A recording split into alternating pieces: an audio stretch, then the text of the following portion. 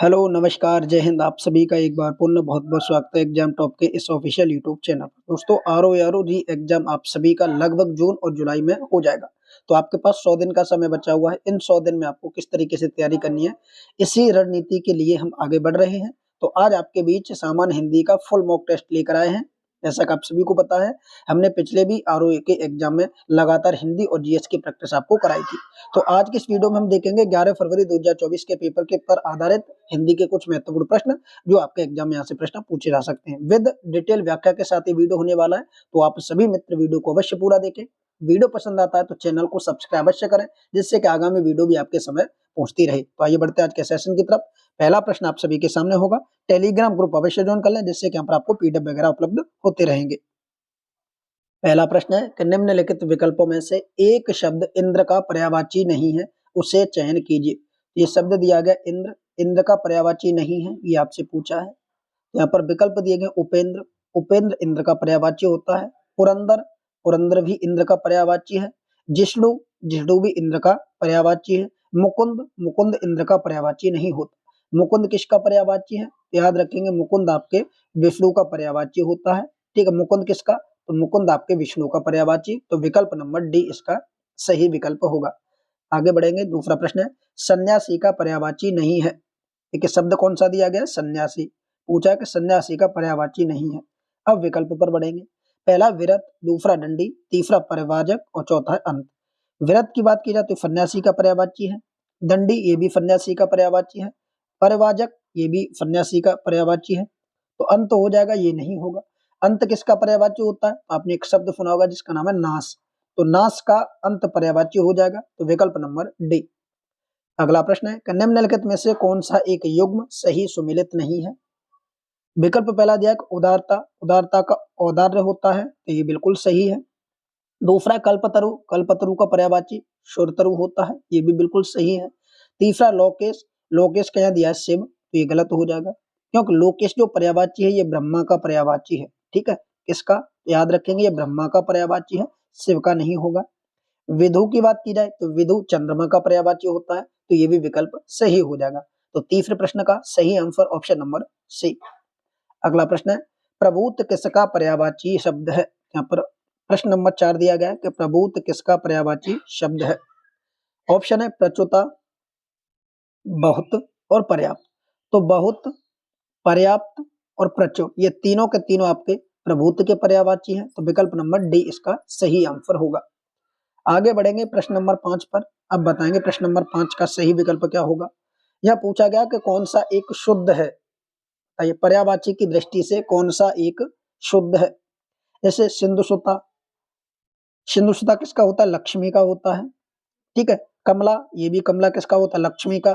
भार्गवी, भार्गवी भी किसका है? लक्ष्मी का। पद्मा, ये भी आपका लक्ष्मी का। तो ये जो चारों पर्यायवाची दिए गए, ये किसके दिए गए? तो आप सभी को याद होने चाहिए, ये सभी के सभी आपके लक्ष्मी के पर्यायवाची दिए गए हैं। आगे विकल्प दिया गया यमुना, समुद्रजा, अर्कजा और महिषोता, तो ये गलत है।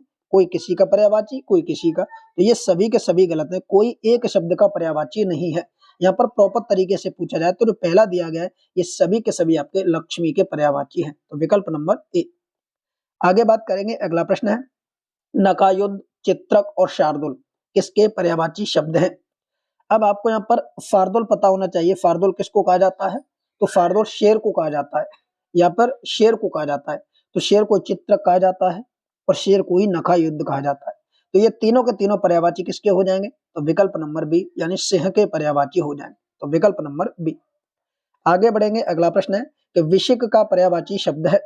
हमसे पूछा गया कि जो विशिक शब्द है, इसका पर्यायवाची शब्द आपको बताना है। तो क्या होगा दोस्तों? ऑप्शन है वाण, वाघ, ब्राह्मण या भारती। तो दोस्तों याद रखेंगे, इसका सही विकल्प होगा बाण। ठीक है, विशिक किसे कहा जाता है? वाण को कहा जाता है विशिक। ठीक है, अन्य पर्यायवाची की बात की जाए तो वो कोई किसी का पर्यायवाची होगा, कोई किसी का पर्यायवाची होगा। यहाँ पर विशिक जो शब्द दिया गया, इसका पर्यायवाची वाण होगा। तो ऑप्शन नंबर ए। अगला शब्द है कि सम्राट का पर्यायवाची शब्द आपको बताना है। बताइए, सम्राट का पर्यायवाची शब्द। तो दोस्तों सम्राट का जब पर्यायवाची शब्द पूछा जाएगा तो उसे अधीश्वर कहा जाता है। तो विकल्प नंबर ए हो जाएगा। यहीं पर कुछ और शब्द दिए गए, जैसे जगत, जगत का जब भी आपसे पर्यायवाची प्रश्न पूछा जाए तो जगत का एक पर्यायवाची संसार होता है। ठीक है, क्या होता है? संसार होता है जगत का पर्यायवाची। ठीक है, भूषण की बात की जाए, भूषण आप सभी को पता है, आभूषण जिन्हें कहते हैं, इन्हें हम कहते हैं गहना। ठीक है, क्या कहा जाता है इन्हें? गहना कहा जाता है। ठीक है, एक शब्द दिया गया मुकुंद, तो मुकुंद अभी हमने ऊपर देखा था, मुकुंद किसका पर्यायवाची होगा? ये कृष्ण का पर्यायवाची होगा। ठीक है, कृष्ण का पर्यायवाची होगा। तो यहाँ पर जो हमसे पूछा गया कि सम्राट का पर्यायवाची, तो वो आपका अधीश्वर ऑप्शन नंबर ए हो जाएगा। आगे बढ़ेंगे अगले प्रश्नों की तरफ। अगला प्रश्न है आपके सामने कि निम्नलिखित में से कौन सा एक तलवार का पर्यायवाची है? अब यहाँ पर देखिए क्या पूछा है, तलवार शब्द का पर्यायवाची आपसे पूछा गया है। तो फटाफट बताइए तलवार शब्द के पर्यायवाची क्या क्या होते हैं। विकल्प आपके सामने दिए गए, जैसे यहाँ पर बात करेंगे ध्रुव एक शब्द, दूसरा तरु, तीसरा करवाल और चौथा पिशुल। तो तलवार का जब भी प्रश्न पूछा जाए, तलवार का हो जाएगा ऑप्शन नंबर सी करवाल। ठीक है, तलवार का पर्यायवाची क्या हो जाएगा? करवार हो जाएगा। वहीं अगर हम यहाँ पर बात करें ध्रुव की, एक शब्द दिया यहाँ पर ध्रुव, तो ध्रुव जो पर्यायवाची होता है वो वृक्ष का होता है। किसका? वृक्ष का।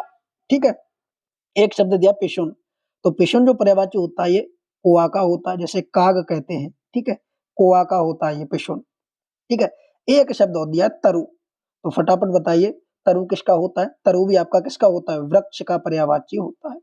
तो तरु भी आपका वृक्ष का पर्यायवाची होता है। इसी प्रकार तलवार का करवार, ध्रुव का वृक्ष, तरु वृक्ष, पिशुन कुआ। आगे बढ़ेंगे, 10वां प्रश्न है कि रेवती रमण किसका पर्यायवाची है? बताइए, रेवती रमण किसका पर्यायवाची है? तो ये दोस्तों सबको पता होना चाहिए। रेवती रमण आप में से बहुत सारे लोग दर्शन करने भी जाते होंगे, तो वहां दर्शन होते हैं बलराम के। तो विकल्प नंबर बी इसका सही आंसर होगा, बलराम का। ठीक है, तो विकल्प बी। आगे बढ़ेंगे, अगला प्रश्न है कि निम्नलिखित में से कौन सा एक कथित शब्द का विलोम है? अब देखिए यहाँ पर विलोम शब्द आपके स्टार्ट हो चुके हैं। कथित शब्द का विलोम है, तो फटाफट बताइए कथित शब्द का विलोम क्या होगा? कथित शब्द का जब विलोम आपसे पूछा जाए, तो आप याद रखेंगे कथित शब्द का विलोम होता है अकथित। क्या होगा? अकथित। ठीक है, ये होना चाहिए, परंतु विकल्प में दिया नहीं, तो विकल्प क्या हो जाएगा? डी हो जाएगा इसका आंसर। ठीक है, क्या हो जाएगा? विकल्प डी हो जाएगा। ठीक है, एक शब्द दिया यहाँ पर कथ्य, तो कथ्य का क्या हो जाएगा विलोम? कथ्य का हो जाएगा अकथ्य। ठीक है, एक दिया कथनीय, तो कथनी का क्या हो जाएगा? अकथनी, अ लग जाएगा आगे, तो अकथनी हो जाएगा। आगे प्रश्न दिया गया कि वंध्या का विलोम शब्द है, बताइए। वंध्या शब्द दिया गया, इसका विलोम आपसे पूछा गया है, तो दोस्त याद रखेंगे वंध्या का होता है उर्वरा, तो विकल्प नंबर क्या हो जाएगा? इसका बी हो जाएगा, वंध्या का उर्वरा। आगे शब्द दिया गया है कि इनमें से कौन सा सही सुमेलित नहीं है? ठीक है, नहीं शब्द का प्रयोग किया गया है, बताइए। जो 4 विकल्प दिए गए, इनमें से कौन सा एक सही सुमेलित नहीं है? फटाफट बताइए, इनमें से कौन सा एक सही सुमेलित नहीं है? इत्त का अत होगा, ये बिल्कुल सही है। उत्साह का निरुत्साह होगा, ये भी बिल्कुल सही है। खंडन का विखंडन दे रहा है, तो यही आपका क्या हो जाएगा? गलत हो जाएगा, तीसरा गलत हो जाएगा, क्योंकि खंडन का विखंडन नहीं होता, खंडन का होता है मंडन। क्या होगा? खंडन का मंडन होगा विलोम शब्द, खंडन का मंडन, और ग्रही का सन्यासी, ये भी बिल्कुल सही है। तो विकल्प ऑप्शन सी। अगला प्रश्न है, नैसर्गिक का विलोम शब्द है, बताइए। तो नैसर्गिक का आपसे पूछा गया, नैसर्गिक का विलोम क्या होगा? तो दोस्त याद रखेंगे, नैसर्गिक का विलोम या तो अनैसर्गिक होगा, और अनैसर्गिक नहीं होगा तो कृत्रिम होगा। परंतु विकल्प में देखिए अनैसर्गिक भी दिया गया है और कृत्रिम भी दिया गया है, तो इसी प्रकार विकल्प नंबर सी हो जाएगा। तो उपयुक्त तो दोनों हो जाएंगे, ए और सी। तो विकल्प ऑप्शन नंबर सी, अनैसर्गिक और कृत्रिम दोनों ही नैसर्गिक के विलोम शब्द हैं। अगला प्रश्न है कि निम्नलिखित में से कौन विलोम युग्म त्रुटिपूर्ण नहीं है? ठीक है, पूछा है त्रुटिपूर्ण नहीं है, यानी गलत नहीं है, बताइए इनमें से। पहला दिया गया आहार। ठीक है, तो आहार का विलोम क्या होता है? आहार का विलोम होता है, ठीक है, आहार का विलोम होता है विहार। तो ये पहला दिया गया आहार का विहार। ठीक है, दूसरा यहाँ पर दिया, हमसे पूछा है कि विलोम युग्म त्रुटिपूर्ण नहीं है, दूसरा अनुग्रह। ठीक है, तो अनुग्रह का होता है विग्रह। ठीक है, अनुग्रह का होता है विग्रह, यहाँ पर आग्रह दिया है, अनुग्रह का क्या होगा? विग्रह होगा, विग्रह। ठीक है, आगे दिया निग्ध, निग्ध का जो विलोम होगा वो वंद दिया है, और आमिष का होता है सामिष। तो यहाँ पर प्रश्न ये पूछा गया है कि निम्नलिखित में से कौन सा विलोम युग्म त्रुटिपूर्ण नहीं है? बताइए फटाफट, कौन सा त्रुटिपूर्ण नहीं है? बताइए क्या हो जाएगा इसका? आहार का जो होता है वो आप सभी को पता होगा कि आहार नहीं, ये जो विहार होता है ये अनुग्रह का विग्रह होता है, ठीक है, अनुग्रह का विग्रह, तो ये अनुग्रह का विग्रह ये आपका सही हो जाएगा, यहाँ पर आग्रह नहीं होना चाहिए, ठीक है। और ये जो पहला दिया गया आहार और विहार, ये परस्पर भिन्न शब्द हैं एक दूसरे के। कैसे शब्द हैं? ये एक दूसरे के भिन्न शब्द हैं। तो पहला भी हमसे पूछा त्रुटिपूर्ण नहीं है, तो पहला त्रुटिपूर्ण है, दूसरा भी त्रुटिपूर्ण है, तीसरा दिया है निग्ध और वंध्य, तो निग्ध और वंध्य ये आपका त्रुटिपूर्ण है। आमिष का सामिष ये भी बिल्कुल सही है, तो विकल्प नंबर सी होगा इसका आंसर, विकल्प नंबर सी। आगे बढ़ेंगे अगले प्रश्न की तरफ। विद शब्द का विलोम होगा, क्या पूछा है यहाँ पर? विद शब्द का विलोम पूछा है, बताइए। विद का होगा निषेध, तो विकल्प नंबर डी हो जाएगा, विधि का निषेध। अगला प्रश्न है लब्ध शब्द का विलोम क्या होगा? लब्ध, ये प्रश्न कई बार एग्जाम में पूछा जा चुका है, लब्ध शब्द का विलोम क्या होगा? याद रखेंगे, लब्ध शब्द का जो विलोम होगा प्रदत्त, तो विकल्प नंबर ए इसका सही विकल्प होगा, लब्ध का प्रलब्ध, ऑप्शन ए। अगला प्रश्न है हेय शब्द का विलोम है, बताइए। हेय शब्द का विलोम है, तो सही विकल्प होगा हेय का हो जाएगा उपादेय, ऑप्शन नंबर सी, ठीक है, हेय शब्द का उपादेय। अगला प्रश्न है कि निम्नलिखित विलोम युग्मों में से कौन सा एक गलत है? तो आपको यहाँ पर गलत बताना है। 19वां प्रश्न है, गलत विकल्प का चयन करना है, ठीक है। पहला दिया गया यहाँ पर सुगम, ठीक है, तो सुगम का क्या हो जाएगा? याद रखेंगे सुगम का अगम, ये बिल्कुल सही है। दूसरा छीड़, छीड़ का पुष्ट, ये भी सही है। तीसरा शूरता, शूरता क्या दे रहा है? वीरता, तो शूरता का वीरता नहीं होगा, ये गलत हो जाएगा। शूरता का होता है भीरुता, क्या होता है? भीरुता, शूरता का भीरुता, ये होना चाहिए। लिप्त का निर्लिप्त, ये भी बिल्कुल सही है। तो हमसे पूछा गलत विकल्प है, तो गलत ऑप्शन नंबर सी। अगला प्रश्न है कि निम्नलिखित में से कौन सही है? अब आपको सही विकल्प का चयन करना है, ठीक है। पहला दिया है नश्वर, नश्वर का शाश्वत होता है, बिल्कुल सही है। दूसरा नित्य, अनित्य दिया है, ये भी बिल्कुल सही है। तीसरा अमर, अमर, अमर का मर्त्य हो जाएगा, ये भी बिल्कुल सही है। तो विकल्प ऑप्शन नंबर डी हो जाएगा कि उपयुक्त तो सभी सुमेलित हैं। इसी क्रम में आगे बढ़ेंगे। अगला प्रश्न है, देखिए ये जो प्रश्न दिया गया 21वां, ये यूपी पुलिस में भी पूछा गया प्रश्न है और ये आरओआर में भी पूछा हुआ प्रश्न है। प्रश्न कह रहा है कि उत्तर एवं पूर्व के मध्य कोण को क्या कहा जाता है? तो आप सभी को होगा, देखिए इस तरीके से आप समझें, ये चार दिशाएं होती हैं, ये ईस्ट, ये वेस्ट, ये नॉर्थ और ये साउथ। अभी हमसे जो पूछा गया कि पूरब एवं उत्तर के बीच की दिशा, इस दिशा की बात कर रहा है या इस कोण की बात कर रहा है, तो इस कोण को कहा जाता है ईशान। क्या कहा जाता है? इस कोण को कहा जाता है ईशान। ये प्रश्न पूछा जाता है और ये यूपी पुलिस में भी पूछा गया इस बार, इसे कहा जाता है ईशान। फिर एक दूसरा कोण बनता है ये वाला, ये भी प्रश्न पूछा जाता है, ठीक है। उत्तर, पश्चिम उत्तर मध्य का जो कोण होता है उसे क्या कहते हैं? इसे कहते हैं वायव्य, वायव्य, ठीक है, इसे वायव्य कहते हैं। अब दो दिशाएं बची, एक ये और एक ये, तो इनमें से एक दिशा को आग्नेय कहा जाता है, ये दिशा आग्नेय, और ये जो बची कुछ आपकी चौथी दिशा होगी, ठीक है। तो इस प्रकार आपको ये दिशा याद रखनी है। हमसे पूछा पूरब एवं उत्तर के मध्य के कोण को क्या कहा जाता है? उसे कहा जाता है ईशान। ये पुलिस में भी प्रश्न पूछा जा चुका है। आगे बढ़ेंगे अगले प्रश्न की तरफ। अगला है कि अभिजात किस वाक्य खंड के लिए सही प्रयोग होगा? अभिजात जो शब्द दिया गया ये किसके लिए प्रयुक्त होगा? याद रखेंगे अच्छे कुल में जन्म लेने वाले के लिए अभिजात कहा जाता है, तो विकल्प नंबर ए हो जाएगा कि अच्छे कुल में जन्म लेने वाले को अभिजात कहा जाता है। अगला प्रश्न है, पर्वत के ऊपर की समतल भूमि को क्या कहते हैं? बताइए, पर्वत के ऊपर की समतल भूमि को क्या कहा जाता है? तो याद रखेंगे पर्वत के ऊपर की जो समतल भूमि है उसे अधित्यका कहा जाता है, विकल्प नंबर बी, ठीक है। क्या कहा जाता है? पर्वत के ऊपर की समतल भूमि को अधित्यका कहा जाता है, तो विकल्प नंबर बी। ये मोस्ट इंपोर्टेंट प्रश्न है। अगला, बहुत दिन पहले ब्याही स्त्री, यानी एक ऐसी स्त्री जिसका विवाह बहुत दिन पहले हो गया हो, उसे क्या कहेंगे? तो दोस्त याद रखेंगे उस स्त्री को कहा जाता है प्रोढ़ा, विकल्प नंबर डी, ठीक है। प्रश्न का ऑप्शन नंबर डी हो जाएगा। अगला प्रश्न आपके सामने है, आपको यहाँ पर वेमेल शब्द का चयन करना है। एक वेमेल होगा उसको आपको बताना है।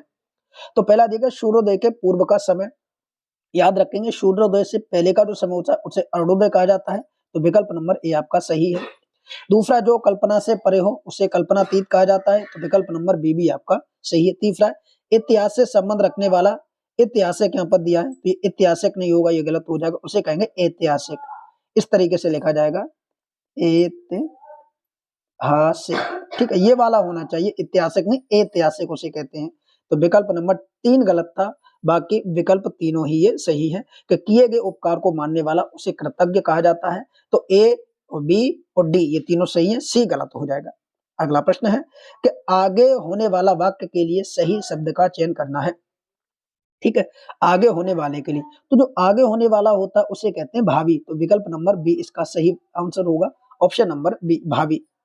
अगला प्रश्न आपके सामने है कि दुर्गे शब्द हेतु निम्नलिखित में से कौन सा एक वाक्यांश उपयुक्त है। ठीक है, दुर्गे ये शब्द दिया गया दुर्गे, इसके लिए आपको बताना कि कौन सा शब्द प्रयोग किया जाएगा, कौन सा वाक्य प्रयोग किया जाएगा दुर्गे शब्द के लिए। तो इसे कहते हैं जो कठिनता से जाना जा सके उसे दुर्गे कहा जाता है। तो विकल्प जब आप देखेंगे तो विकल्प नंबर ए हो जाएगा कि जो कठिनता से जाना जा सके उसे दुर्गे कहा जाता है। ठीक है, तो ऑप्शन नंबर ए। आगे बढ़ेंगे अगले प्रश्नों की तरफ। अगला प्रश्न है कि अपना हित अहित सोचने में असमर्थ वाक्य के लिए एक शब्द होगा। एक ऐसा व्यक्ति जो अपना हित और अहित सोचने में असमर्थ हो उसे क्या कहेंगे, बताइए। अपना हित और अहित सोचने में समर्थ व्यक्ति को क्या कहेंगे। तो दोस्तों ऐसे व्यक्ति को कहा जाता है, याद रखेंगे, विवेकी, विकल्प नंबर सी। ठीक, ऐसे व्यक्ति को क्या कहा जाता है, तो ऐसे व्यक्ति को विवेकी कहा जाता है, विकल्प नंबर सी। अगला प्रश्न है कि प्रतिवादी के लिए वाक्यांश का चयन करना है। प्रतिवादी के लिए उचित वाक्यांश का चयन करना है, बताइए क्या होगा। तो दोस्तों याद रखेंगे इसका सही विकल्प होगा ऑप्शन नंबर सी। जो दायर मुकदमे का प्रतिकार करे उसे क्या कहा जाता है, उसे प्रतिवादी कहा जाता है, तो ऑप्शन नंबर सी। अगला प्रश्न है जिसकी गणना न की जा सके, बताइए उसे क्या कहा जाता है। नगण्य, गणनीय, अगणनीय या अगण्य। तो दोस्तों याद रखेंगे जिसकी गणना न की जाए उसे अगणनीय कहा जाता है, विकल्प नंबर सी। अगला प्रश्न है अवश्य किस शब्द का तत्सम रूप है, बताइए। एक शब्द दिया अवश्य है और पूछा किस शब्द का तत्सम रूप है। तो दोस्तों याद रखेंगे अवश्य ओश का तत्सम रूप होता है, तो विकल्प नंबर बी। अगला प्रश्न है निम्नलिखित में से कौन सी एक तत्सम शब्दों की सही जोड़ी नहीं है। यहाँ पर नहीं शब्द का प्रयोग किया गया है, बताइए कौन सी जोड़ी सही नहीं है। पहला विकल्प दिया है चक्र, चक्र का चरवर, ये बिल्कुल सही है। दूसरा शटक, शटक का शटक, ये भी बिल्कुल सही है। ठीक है, तीसरा ज्ञातृग्रह और यहाँ दिया परख, तो ये दोस्तों आपका गलत हो जाएगा, विकल्प सी गलत हो जाएगा। आगे दिया मक्षिका और ये दिया हरिद्रा, तो ये भी बिल्कुल आपका सही है। ठीक, अब इसमें गलती क्या है, देखिए जो परख शब्द दिया गया है ये परख एक तद्भव शब्द है। परख क्या है, एक तद्भव शब्द है। वहीं अगर ज्ञातृग्रह की बात की जाए तो ये जो शब्द दिया गया ये आपका तत्सम है। परंतु परख का जब भी हम तत्सम बनाएंगे तो परख का बनता है परीक्षा। परख का क्या होता है, परीक्षा होता है, तो ये यहाँ पर होता तो ज्यादा उचित शब्द हो जाता। ठीक है, ये यहाँ पर ज्यादा उचित शब्द हो जाता, अन्य सभी जोड़ियां सही हैं, तो विकल्प नंबर सी। अगला प्रश्न है निम्नलिखित में से कौन सा एक तत्सम तद्भव युग्म गलत है। पहले तत्सम होना चाहिए, अंतिम में तद्भव होना चाहिए और गलत भी होना चाहिए। चलिए एक एक करके समझेंगे। ज्ञान की बात करें तो ज्ञान हमारा तत्सम है, उसे जानना तद्भव हो जाएगा, सही है। ताम्र हमारा तत्सम है, तामा तद्भव है, ये भी आपका सही है। स्तोक तत्सम है, फिटकरी, तो ये देखिए जो शब्द हो जाएगा ये गलत हो जाएगा, सी वाला। ठीक है, ये गलत हो जाएगा। ठीक है, स्तोक जो शब्द है ये थोड़ा का होता है, क्या, जो थोड़ा होगा उस शब्द का ये तत्सम होगा स्तोक। ठीक है, तो ये गलत हो जाएगा। फिटकरी तद्भव है, इसका स्फटिक होता है, स्फटिक। जब भी इसका तत्सम बनाओगे फिटकरी का तो होगा स्फटिक, इस तरीके से। और थोड़ा का जब भी तत्सम बनाओगे वो होगा स्तोक। प्रणाल, प्रणाल, ये भी बिल्कुल सही है, तो विकल्प सी हो जाएगा। आगे बढ़ेंगे दोस्तों। नक्र तत्सम शब्द का तद्भव होगा, ये शब्द दिया नक्र। अब आपको तद्भव बताना है, याद रखेंगे नक्र का होगा नाक, तो ऑप्शन नंबर बी हो जाएगा, नक्र का नाक हो जाएगा। वहीं एक नख दिया है तो नख का होता नाखून, और एक यहीं पर दिया गया शब्द आपका नया, नया का हो जाएगा नव्य, नया का नव्य हो जाएगा। ठीक है, तो ये पॉइंट आपको याद रखने, ये नव्य आपका तत्सम रूप है, नाक नया आपका तद्भव रूप है। नख जो शब्द दिया गया नख आपका तत्सम रूप है, और नाखून शब्द आता है नाखून, ये आपका तद्भव रूप है। तो विकल्प नंबर क्या हो जाएगा इस प्रश्न का, विकल्प नंबर बी हो जाएगा। ठीक है, नाक। आगे बढ़ेंगे अगले प्रश्न की तरफ। बछड़ा का सही तद्भव है, ये जो बछड़ा शब्द दिया गया इसका तद्भव से पूछा गया है। याद रखेंगे जब भी पूछा जाए कि बछड़ा का तद्भव क्या होगा, तो दोस्त याद रखेंगे बछड़ा का जो तद्भव हो जाएगा वो आपका विकल्प नंबर ए हो जाएगा, वत्स्य। ठीक है, ठीक है, क्या हो जाएगा, बछड़ा का वत्स्य हो जाएगा, ऑप्शन नंबर ए। ये पॉइंट आपको याद है, बछड़ा का सही तद्भव वत्स्य होता है। ठीक है, यहाँ पर तत्सम होना चाहिए, बछड़ा का तत्सम होना चाहिए था, वत्स्य तत्सम होगा। ठीक है, आगे बढ़ेंगे अगले प्रश्न की तरफ। निम्नलिखित में से कौन सा एक शब्द तत्सम नहीं है। ठीक है, यहाँ पर आपको तत्सम नहीं है ये आपको पहचान करनी है। ठीक है, चलिए करते हैं। पहला विकल्प है प्रतिवेशी, तो प्रतिवेशी जो शब्द है ये पड़ोसी का तत्सम है, तो ये बिल्कुल सही है। दूसरा ध्वनि, ध्वनि आपका धुन का होगा, तो ये भी बिल्कुल सही है। तीसरा दीपावली, दीपावली दिवाली का होगा, तो ये भी बिल्कुल सही है। चौथा थोड़ा, थोड़ा जो शब्द दिया गया है ये अभी हमने ऊपर देखा था, थोड़ा स्तोक का होता है। तो हमसे पूछा कौन सा तत्सम नहीं है, तो ये जो विकल्प नंबर डी दिया गया है ये तत्सम नहीं है, ये तद्भव है। और इसका जब भी तत्सम बनेगा वो क्या होगा, स्तोक होगा। क्या होगा, स्तोक। ये भी हम ऊपर देख चुके थे एक बार, तो विकल्प नंबर डी। अगला प्रश्न है, एक तत्सम शब्द है। अब आपको यहाँ पर तत्सम शब्द का चयन करना है, ठीक है। चलिए करते हैं। पहला विकल्प दिया भीतर, तो भीतर तद्भव है, और इसका जब भी हम तत्सम शब्द बनाएंगे भीतर का वो होगा अभ्यंतर, ठीक है। क्या होगा इसका, अभ्यंतर। ये जो शब्द दिया गया ये तत्सम हो जाएगा। दूसरा दिया बेर, बेर का जब भी हम तत्सम शब्द बनाएंगे तो वो हो जाएगा बेर का बदरी, बेर का क्या होगा, बदरी। तीसरा प्रागुड़, प्रागुड़ शब्द दिया तीसरा। और चौथा दिया रजनी, रैन, रैन का जब भी तत्सम बनाएंगे वो हो जाएगा रजनी, रजनी, ठीक है। तो ये विकल्प आपको याद रखने हैं। तो इस प्रकार प्रागुड़ जो शब्द दिया गया ये आपका तत्सम रूप है, बाकी तीनों आपके तद्भव रूप है।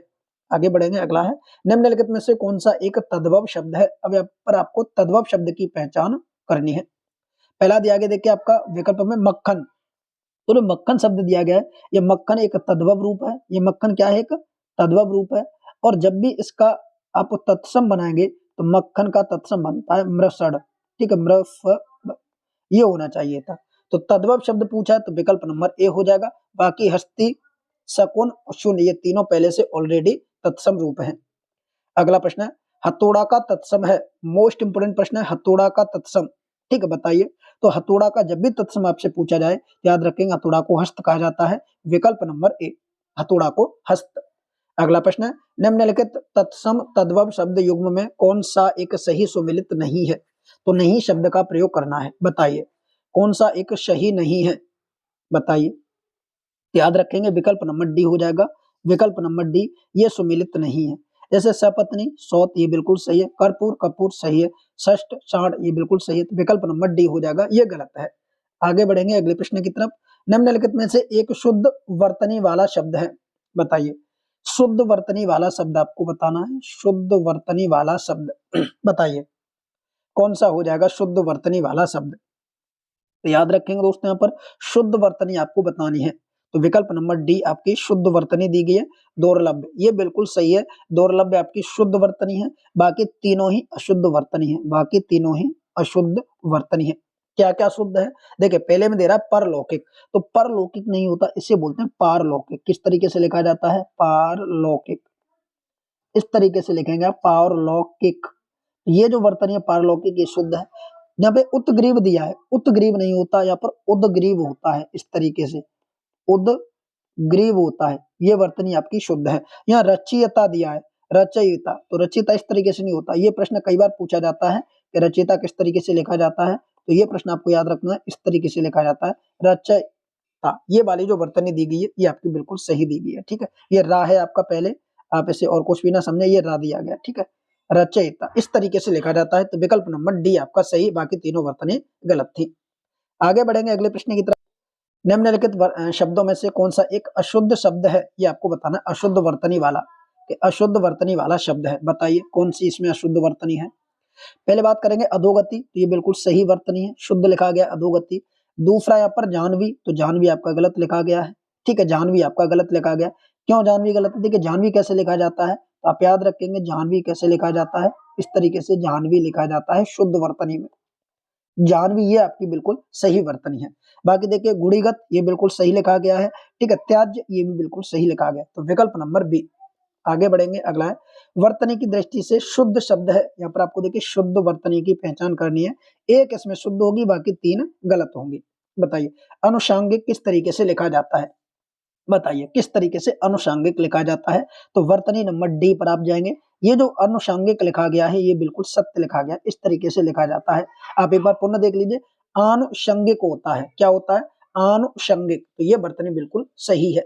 अगला प्रश्न है वर्तनी की दृष्टि से शुद्ध शब्द का चयन कीजिए, बताइए वर्तनी की दृष्टि से शुद्ध शब्द का चयन कीजिए। अब आपको यहाँ पर शुद्ध शब्द का चयन करना है। पहला दिया गया सदोपदेश, क्या ये सही लिखा गया है, सदोपदेश आपका क्या लिखा गया है, याद रखेंगे सदोपदेश आपका गलत है, क्यों गलत है? क्योंकि शदोपदेश को लिखा जाता है शद उपदेश। क्या लिखा जाता है? शदोपदेश। ये जो वर्तनी है शदोपदेश, ये सही है। ठीक है।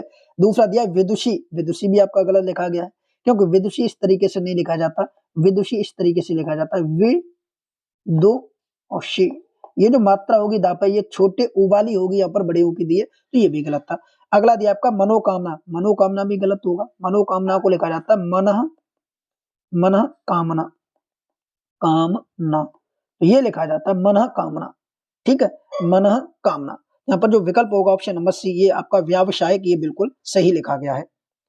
आगे बढ़ेंगे, शुद्ध वाक्य चुनिए। अब आपके सामने 4 विकल्प दिए गए, आपको शुद्ध वाक्य चुनना है। कौन सा इसमें शुद्ध वाक्य है? ठीक है, बताइए इसमें से कौन सा शुद्ध वाक्य है? तो विकल्प नंबर सी आपका बिल्कुल सही वाक्य है। वेदों के 6 अंग माने जाते हैं। ठीक है, यहाँ देखा वेदों में, देखिए मैं नहीं होगा, ये गलत हो जाएगा। या वेदों पर दिया गया, ये भी गलत हो जाएगा। वेदों के 6 अंग माने जाते हैं, तो ये बिल्कुल सही है। बाकी वेदों से 6 अंग माने जाते हैं, ये भी गलत हो जाएगा। तो विकल्प नंबर सी। अगला प्रश्न है, निम्नलिखित में से अशुद्ध वर्तनी वाला शब्द है। यहाँ पर देखिए क्या दिया, अशुद्ध वर्तनी वाला शब्द। एक वर्तनी गलत होगी, बाकी 3 वर्तनी आपकी सही होंगी। बताइए कौन सी अशुद्ध वर्तनी है? विकल्प पहला टिप्पणी, बिल्कुल सही लिखा गया है, शुद्ध वर्तनी है। मिष्टान, बिल्कुल सही है, मिष्टान की दुकान होती है। तात्कालिक, ये भी बिल्कुल आपका सही दिया गया, तात्कालिक ही लिखा जाता है। फोर्थ ऑप्शन है राहुल साकृत्यायन, ये आपका गलत हो जाएगा। तो विकल्प नंबर डी आपका गलत हो जाएगा।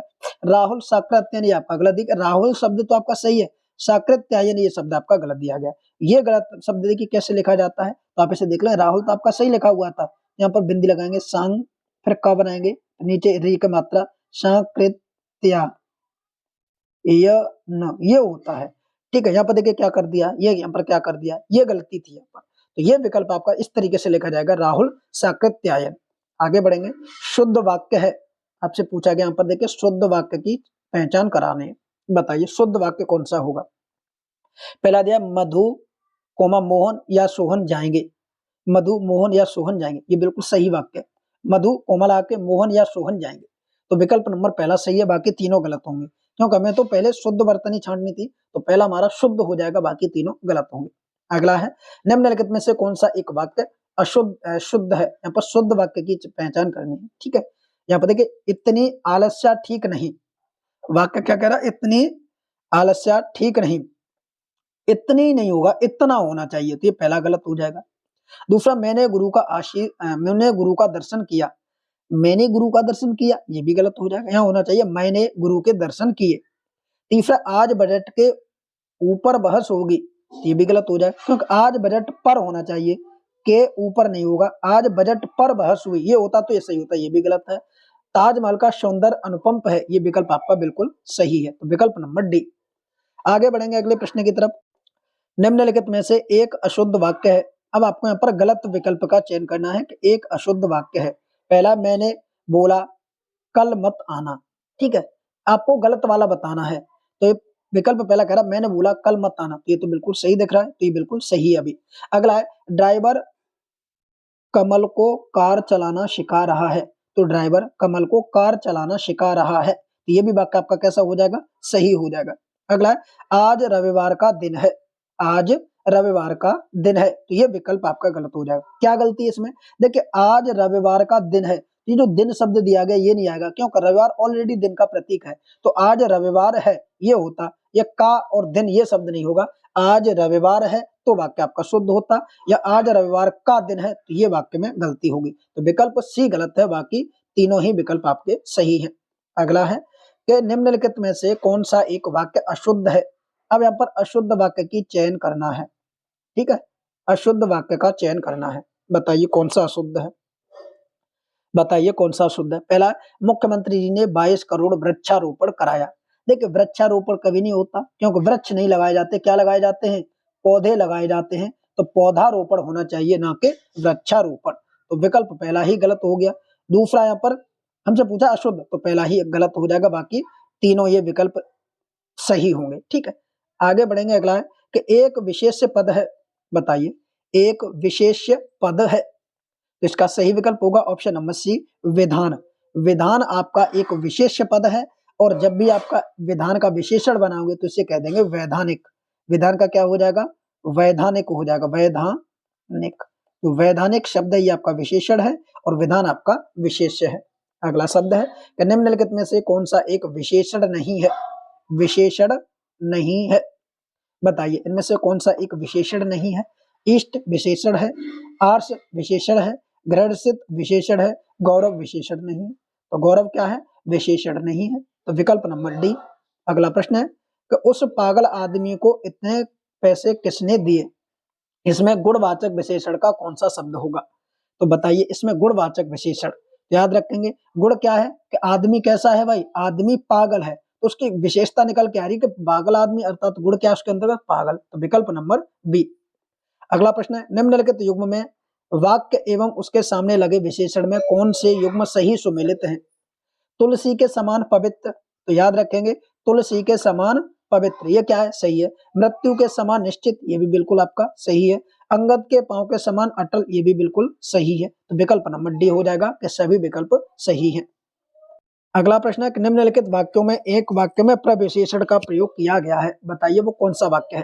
तो प्रविशेषण क्या होता है? विशेषण की भी विशेषता बताने वाले शब्द को हम प्रविशेषण के अंतर्गत रखते हैं। तो यहाँ पर आप बताएंगे कमला अति सुंदर लड़की है। देखिए कमला सुंदर लड़की है, परंतु कितनी? अति सुंदर लड़की है। ये जो अति शब्द का प्रयोग हुआ है यही तुम्हारा प्रविशेषण होगा। तो विकल्प नंबर ए हो जाएगा, अति वाला। ठीक है, ऑप्शन नंबर ए। अगला है निम्नलिखित विकल्प में से कौन सा एक विशेषण की दृष्टि से सही है? ठीक है, विशेषण की दृष्टि से सही है, बताइए कौन सा हो जाएगा? विशेषण की दृष्टि से सही है तो अनासक्त, ऐतिहासिक, महत और सरीका, विकल्प नंबर बी आपका सही है। इसमें सभी विशेषण दिए गए हैं। ठीक है, ये जो शब्द दिया गया भी ये सभी विशेषण है। अगला है निम्नलिखित में से कौन सा एक विशेष विशेषण युग्म नहीं है?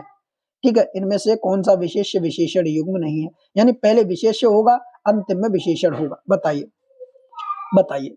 पहला दिया ये बिल्कुल सही है, पथ का पाथ है, फैन का फैनल बिल्कुल सही है, विरोध का विरोध ये भी बिल्कुल सही है, हार्दिक का हृदय ये गलत हो जाएगा, हार्दिक का हृदय गलत हो जाएगा, ये पहले आएगा ये बाद में जाएगा। विकल्प नंबर डी। आगे बढ़ेंगे अगले प्रश्न की तरफ। निम्नलिखित शब्द में कौन सा एक विशेष्य है? क्या पूछा है? केवल विशेष्य शब्द का चयन कराना है आपको। बताइए इनमें से कौन सा एक विशेष्य है? पहला दिया अजित, तो अजित आपका विशेषण है। दूसरा जो शब्द दिया गया इसी में अंतर, अंतर आपका विशेष्य है। तो विकल्प नंबर बी हो जाएगा। अगला प्रश्न है जिस विकारी शब्द से संज्ञा की व्याप्ति मर्यादित हो उसे क्या कहा जाता है? तो दोस्तों उसे विशेषण कहा जाता है। विकल्प नंबर बी। अगला प्रश्न है कि निम्नलिखित शब्द युग्म में कौन सा एक सही विशेष शब्द नहीं है? बताइए, युग्म नहीं है, बताइए। तो विकल्प नंबर बी, ये आपका नहीं। तो ये तो थे दोस्तों आज हिंदी के 60 संपूर्ण प्रश्न जो आपके एग्जाम में इसी प्रकार के पूछे जाते हैं। कल से आप सभी की जो क्लासें होंगी वो आप याद रखें, रात 8 बजे, रात 8 बजे 8 PM लाइव हुआ करेंगे। हिंदी का फुल मॉक टेस्ट लाइव चलेगा। तो आप सभी मित्र ज्यादा से ज्यादा लाइव सेशन में जरूर अटेंड करें, जिससे कि आप सभी के ऊपर डाउट क्लियर हो सके और आप सभी के प्रश्नों को भी यहाँ पर उठाया जा सके। वीडियो कैसा लगा कमेंट करके जरूर बताएं। चैनल को सब्सक्राइब कर लें, वीडियो को शेयर कर दें, टेलीग्राम ग्रुप को ज्वाइन अवश्य कर लें, जिससे कि आपको PDF वगैरह उपलब्ध होता रहे। थैंक यू, जय हिंद।